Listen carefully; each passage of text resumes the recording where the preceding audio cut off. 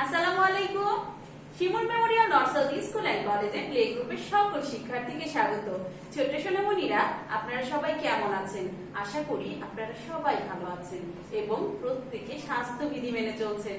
কি স্বাস্থ্যবিধি সবাই মেনে চলছেন তো? আমরা বাইরে যাচ্ছি না তো? আমরা বাইরের খাবার খাচ্ছি না তো? বাসাতেই থাকবো এবং পুষ্টিকর খাবার খাবো এবং পরিষ্কার পরিচ্ছন্ন থাকবো। ওকে, সবার মনে থাকবে তো? কোরবানি ঈদ গেল, আমরা একটু ঘোরাঘুরিও করেছি, কিন্তু ঘোরাঘুরির পরে নিশ্চয়ই স্বাস্থ্যবিধি মেনে চলেছি। আমাদেরকে কিন্তু স্বাস্থ্যবিধি মেনে চলতেই হবে। যতদিন এই করোনা ভাইরাসের নামের শত্রুটা আমাদেরকে না ছেড়ে যাচ্ছে, আমরা কিন্তু অবশ্যই স্বাস্থ্যবিধি মেনে চলবো। ওকে ছোট্ট সোনামণিরা, আজ আপনাদের সাথে আমি আছি জিনিয়া খানম মনি, সহকারী শিক্ষিকা, Shimul memorial north south school and college. ছোট্ট সোনামণিরা, আজ কি বার দেখেন তো? আজ হচ্ছে রবিবার। রবিবারে আমাদের কি কি বিষয় থাকে? রবিবারে থাকে গণিত, চারু ও কারুকলা, বাংলা এবং টয়েস এর ব্যবহারে খেলা। তাহলে প্রত্যেক দিনের মতো ক্লাসের শুরুতে আমরা একটু বিনোদন করে নেই। সবাই আমার সাথে দাঁড়িয়ে যান। ছোট সোনামণিরা, প্রত্যেকে আমার সাথে দাঁড়িয়ে যান এবং আমার সাথে সবাই একসাথে করবেন। ওকে, আমরা আজকে কাঠবিড়ালি ছড়াটি করব। ওকে, সবাই দাঁড়িয়ে যান। কাঠবিড়ালি কাঠবিড়ালি, পেয়ারা তুমি খাও, গুড়মুড়ি খাও, দুধ ভাত খাও, বাতাবি লেবু লাও, বেড়াল বাচ্চা কুকুর ছানা তাও, সোজা তুমি তোমার সঙ্গে আরই আমার যাও। আরেকবার করবো? তাহলে আরেকবার করি। রেডি?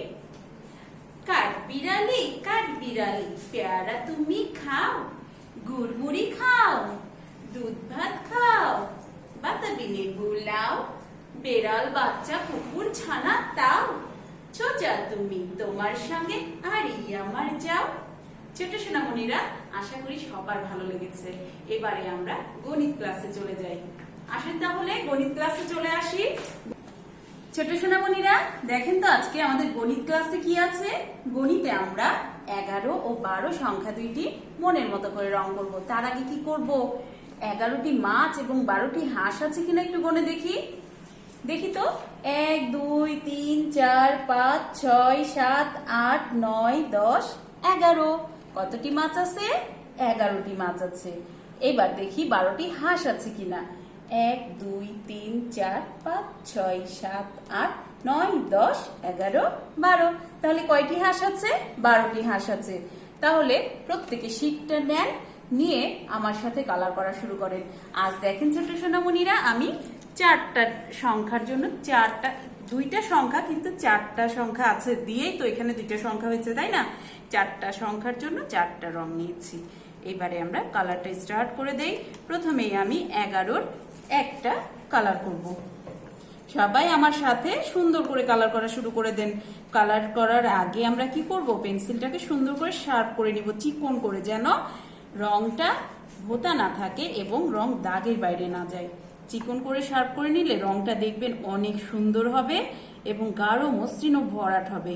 আমরা এই জন্য কি করব? কালার শুরুর আগেই পেন্সিলটা সুন্দর করে শার্প করে নিব। সবাই করে নিচ্ছেন তো?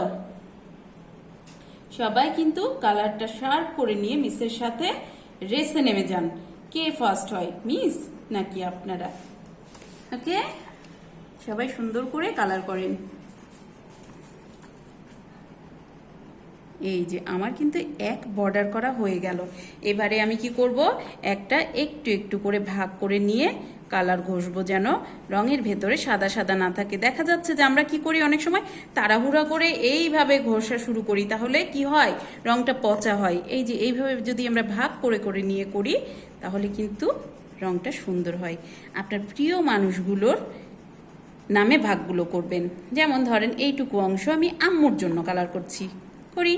আম্মুর জন্য কালার করলে অবশ্যই ছোট্ট সোনামণিরা সুন্দর করে কালার করবেন।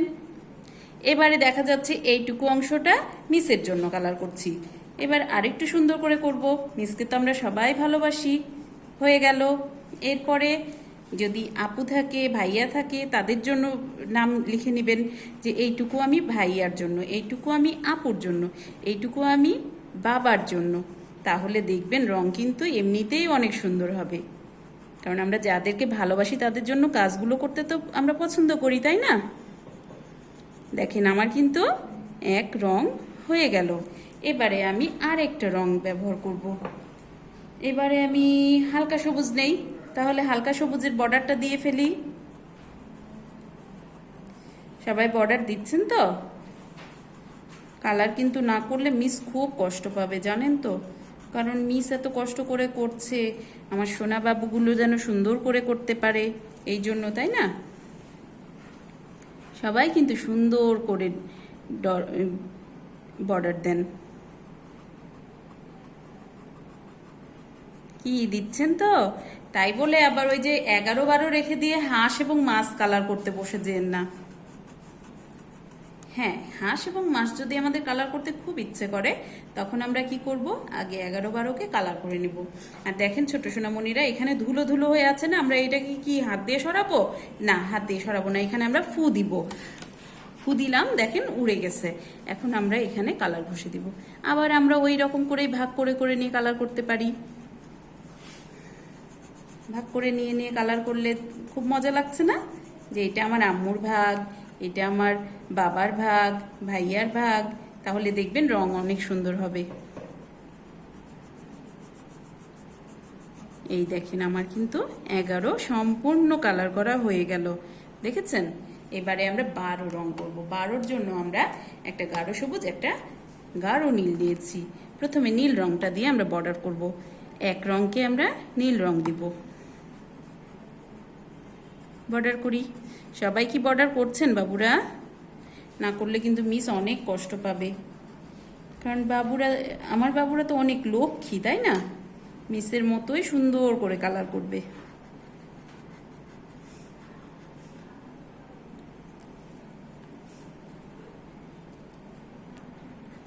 দেখেন ছোট্ট সোনামণিরা, আমার কিন্তু এক বর্ডার করা হয়ে গেছে। এবার আমি আবার সেই ভাগ করে করে কালার করব। অথবা পুরো বডিটাও আমরা, মানে পুরো একটাও আমরা একজনের নামেই করে দিতে পারি, তাহলে আরো সুন্দর হয়। একটা মিসের নামে আর একটা আম্মুর নামে, ঠিক আছে? এই দেখেন আমার কিন্তু এক কালার হয়ে গেল। আপনারা সবাই করছেন তো বাবুরা? এই তো এক হয়ে গেল। এবারে আমরা 2 রং করব, 12-র 2, তাহলে এক রং হয়ে গেছে। এবার আমরা 12-র 2-এ বর্ডার করব। সবাই বর্ডার শুরু করে দেন। আশা করছি সবাই আমার সাথে সুন্দর করে রং করছেন। ফার্স্ট রং করলে, সুন্দর করে রং করলে আমরা ফার্স্ট হতে পারবো, তাই না? আমাদের তো সাপ্তাহিক পরীক্ষা চলছে, আমরা সবাই মনোযোগ দিয়ে রং করব, সুন্দর করে লিখবো, তাহলেই তো আমরা ফার্স্ট হতে পারবো, তাই না? আমরা ফার্স্ট হতে সবারই ভালো লাগে, তাই না বলেন?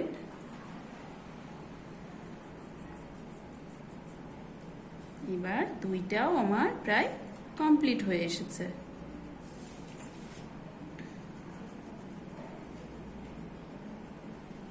কি সবাই করছেন তো, নাকি বসে আছেন বাবুরা?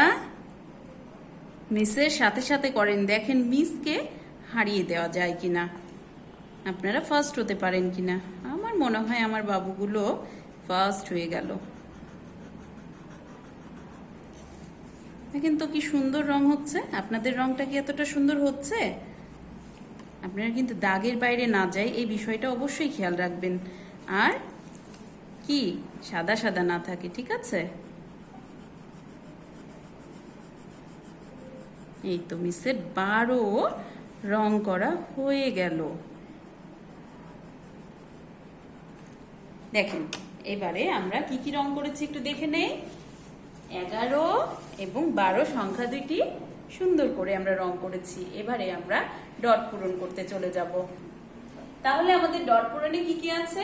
11 ও 12 সংখ্যাগুলো ডটের উপর দিয়ে হাত ঘুরিয়ে লিখবো। তাহলে আমরা শুরু করে দেই। আমরা ডট পূরণের সময় অবশ্যই খেয়াল করব যে আমাদের ডটটা উপর থেকে যেন আমরা পূরণ করতে পারি, এবং খুব আস্তে সুন্দর করে ডটের উপর দিয়ে হাত ঘুরাবো যেন ডটের বাইরে লেখা না যায়, তাই না? আবার লিখি 1 10 1 11। আবার ডট পূরণ করি। খুব সহজেই আমরা ডট পূরণ করতে পারবো যদি আমরা মেনটেন করি যে আস্তে আস্তে একবার ডটের উপর দিয়ে হাত ঘুরাবো।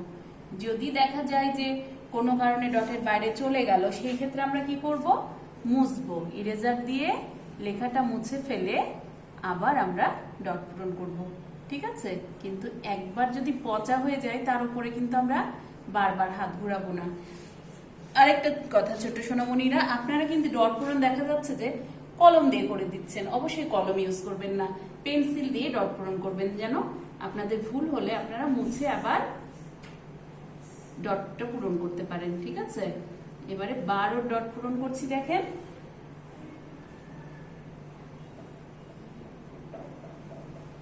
1 10 2 12। আবার লিখি 1 10 2 12। আবার লিখি 1 10 2 12। ওকে ছোট সোনামণিরা, এবারে বলছে 9 ও 10 সংখ্যা দুইটি সঠিকভাবে লিখতে। তাহলে 9 লেখার জন্য আমি কিন্তু এর আগেও আপনাদেরকে শিখিয়েছিলাম, ছোট্ট করে আগে গোল করব, গোলের উপর দিয়ে ঘুরিয়ে নিয়ে এসে এইখান পর্যন্ত থামবো। ওকে, দিয়ে এইখান থেকে উপরের দিকে এইভাবে বাঁকা করে দিব, তাহলে হলো 9। আবার লিখি, ছোট্ট করে গোল করে ঘুরে আসি, দিয়ে এইভাবে 9। আবার লিখি, ছোট্ট করে গোল করে ঘুরে এসে এই হলো 9। এবারে 10 লিখবো। 10 তো আমরা সবাই সুন্দর করে লিখতে পারি। 1 যদি এইভাবে লিখতে পারি, পাশে একটা সুন্দর করে গোল করে দিলেই হয়ে গেল 10। তাহলে 1 শূন্য 10। একটা কিন্তু আমরা অবশ্যই এইভাবে লিখবো না, কি করব, এইভাবে সুন্দর করে লিখতে চেষ্টা করব। হ্যাঁ, দেখেন একটা কত সুন্দর লাগছে না। আবার লিখি 1 0। তাহলে আমরা কি কি লিখলাম একটু দেখে নেই। 11 এবং 12 সংখ্যা দুইটি ডটের উপর দিয়ে হাত ঘুরালাম, এবং 9 ও 10 সংখ্যা দুইটি সঠিকভাবে লিখলাম। এই পর্যায়ে আমরা চারু ও কারুকলা ক্লাসে চলে যাই। ছোট্ট সোনামণিরা, দেখেন চারু ও কারুকলায় আজ আমাদের কি আছে আমরা একটু দেখে নেই। চারু ও কারুকলায় আছে, কেয়া পাতার নৌকো করে সাজিয়ে দেব ফুলে, শাপলা ঝিলে ভাসিয়ে দেব চলবে দুলে দুলে। তাহলে আমরা তো জানি এই কম্পোজিশনটা কিভাবে করতে হবে, আমরা একটু দেখে নেই। প্রথমে আমরা শাপলা ফুলের পাপড়িগুলোতে পিঙ্ক কালার করব, পিঙ্ক অর্থ গোলাপি কালার করব। তারপরে এইখানে গাঢ় সবুজ রং দিব, মাঝে কি রং দিব, হলুদ রং দিব। আর এই যে পাতার ফুলের পাপড়ির নিচের অংশটা কিন্তু সবুজ হয়, এই জন্য যে অংশটুকু বা এর নিচে দেখা যাচ্ছে এখানে আমরা কি রং করব, হালকা সবুজ রং করব। এবং শাপলা ফুলের পাতাটাও কিন্তু হালকা সবুজ রং হবে। এবারে চলে আসেন নৌকায়। নৌকায় কি করব, নৌকায় আমরা এই যে পালটা আছে না ছোট্ট, এখানে লাল রং করব। আর এই যে নৌকার বডিতে আমরা দেখেন এই যে পোস্টার পেপার গুলোকে আগে আমরা কিভাবে কাটবো, লম্বা করে এইভাবে কেটে নিব। হাত দিয়ে কিন্তু ছিটতে হবে, আমরা কেচি ইউজ করব না। ঠিক আছে, এই যে এইভাবে সুন্দর করে পুরো একটা লাইন কেটে নিয়ে এইবার একটু কুটি করব। আর ওই যে গ্লু স্টিক আঠা আছে, ওই আঠাটা আগে কি করব, এখানে লাগিয়ে নিব। দেখেন এই যে গ্লু স্টিক আঠা আছে না, এই আঠাটাকে আমরা এখানে লাগিয়ে নিব, নিয়ে তারপরে এই যে এইভাবে সাইজ মতো ছোট্ট ছোট্ট টুকরো করে এই বসিয়ে দিব। পুরো নৌকোতে এটা বসিয়ে দিয়ে আমরা এটা কালার কমপ্লিট করব। হয়ে গেল এটা কমপ্লিট করা। এরপরে আমরা কি করব, এই যে টক্সি কালারের নীল রংটাই একটু পানি দিয়ে সুন্দর করে গুলিয়ে নিব, নিয়ে এই আঙ্গুলটা দিয়ে রং হাতে ছোঁয়াবো আর এইখানে ছাপ বসাবো। মনে থাকবে সবার? আশা করছি সবার মনে থাকবে। তাহলে আমাদের শাপলা ফুলের কম্পোজিশনটা কি সম্পূর্ণ হয়ে যাবে। আশা করছি প্রত্যেকে বর্ডার দিয়ে সুন্দর করে রংটা কমপ্লিট করবে। এই পর্যায়ে আমরা চলে পড়তে চলে যাই। ওকে ছোট্ট সোনামণিরা, বাংলায় আছে কি আছে দেখে নেই। চলুন, প ব ব্যঞ্জন বর্ণ দুইটি দিয়ে দুইটি করে শব্দ একটি করে ছড়া মনে করে বলি। আমরা তো এগুলো আমরা জানি, তাই না? এখন একটু মনে করে বলি। যেমন ফতে ফোয়ারা, ফতে ফসল, ফতে ফোয়ারা বতে ফসল। এরপরে কি আছে ব, বতে বুলবুলি বতে বই, বতে বুলবুলি বতে বই। আবার বলি ফতে ফোয়ারা বতে ফসল, বতে বুলবুলি বতে বই। তাহলে এবার ছড়াগুলো একটু মনে করে বলি। ফতে ফোয়ারা হতে জল পড়ে, ফতে ফোয়ারা হতে জল পড়ে, বতে বুলবুলিটির মুখটি কালো, বতে বুলবুলিটির মুখটি কালো। বাংলায় তিনটি ফলের নাম মনে করে বলি, বাংলায় তিনটি ফলের নাম মনে করে বলি। যেমন আম, কাঁঠাল, কলা। আম, কাঁঠাল, কলা। আপনারা আরেকবার বলেন তো, আম, কাঁঠাল, কলা। তিনটি ফলের নাম কি কি? আম, কাঁঠাল, কলা। এরপরে দেখি আমাদের কি আছে। এরপরে নিচের প্রশ্ন উত্তরগুলো মুখে মুখে বলি। যেমন ফ এর পরের বর্ণ কি? ফ এর পরের বর্ণ গ। ফ এর পরের বর্ণ কি? ফ এর পরের বর্ণ গ। এবারে খ নম্বরে কি বলছে? কি হতে জল পড়ে? ফোয়ারা হতে কি পড়ে? ফোয়ারা হতে জল পড়ে। ফোয়ারা হতে কি পড়ে? ফতে ফোয়ারা হতে জল পড়ে। কি হতে জল পড়ে? ফোয়ারা হতে জল পড়ে। ফোয়ারা হতে কি পড়ে? ফোয়ারা হতে জল পড়ে। এবার দেখে কার মুখটি কালো, অথবা বুলবুলিটির মুখটি কেমন? কার মুখটি কালো? বুলবুলিটির মুখটি কালো। বুলবুলিটির মুখটি কেমন? বুলবুলিটির মুখটি কালো। তাহলে ছোট সোনামণিরা আমরা আরেকবার প্রশ্ন উত্তরগুলো পড়ে নিই। ফ এর পরের বর্ণ কি? ফ এর পরের বর্ণ গ। কি হতে জল পড়ে বা ফোয়ারা হতে কি পড়ে? ফোয়ারা হতে জল পড়ে। ফোয়ারা হতে কি পড়ে? ফোয়ারা হতে জল পড়ে। কার মুখটি কালো? বুলবুলিটির মুখটি কালো। বুলবুলিটির মুখটি কেমন? বুলবুলিটির মুখটি কালো। এবারে দেখি, এইবারে ছোট সোনামণিরা বাসায় যার যতগুলো টয়েস আছে সুন্দর করে বের করে নিয়ে আমরা সবাই আমরা কি করব? সব টয়েস গুলো নিয়ে খেলাধুলা করব।